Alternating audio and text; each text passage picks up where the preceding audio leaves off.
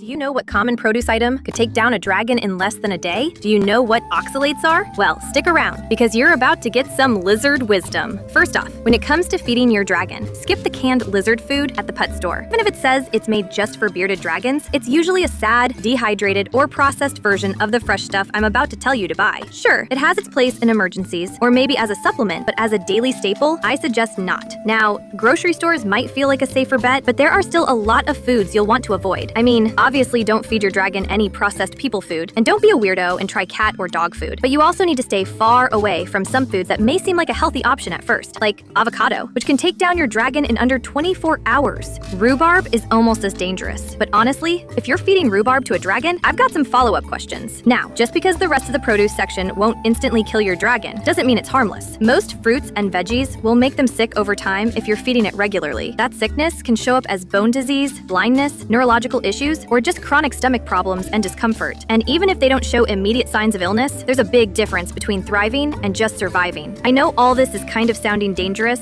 and like you should just stick to those prepackaged items at the pet store. But it actually isn't that complicated. If you want your dragon to thrive, not just survive, stick to a rotating mix of organic colored greens, mustard greens, and especially dandelion greens. Dandelion greens are super low in oxalates, which is exactly what you want. Oxalates are compounds that bind with calcium and block its absorption. That means your dragon may be eating calcium, but they're not actually getting any benefit. Instead, they're on the fast track to kidney stones, impaction, and bone disease. Dandelion greens are one of the few foods that are low in oxalates and rich in nutrients. Even the flowers are great as a treat. Just make sure, like everything else you feed your dragon, they're pesticide-free and washed thoroughly before feeding. To give your dragon some variety, you can occasionally, like twice a month, add a low oxalate option, like fresh basil, turnip greens, or shaved butternut or acorn squash. This is also a good moment to use one of those dried flower toppers from the pet store. In my videos, you will see me let Rodney forage for clover once or twice a month for his variety. But again, that's just a tiny part of his overall diet. Greens and low oxalate veggies should make up about 20 to 30% of a young dragon's diet, and up to 70 to 80% once they're over 18 months. Another 5% of the diet can be fruit, no citrus,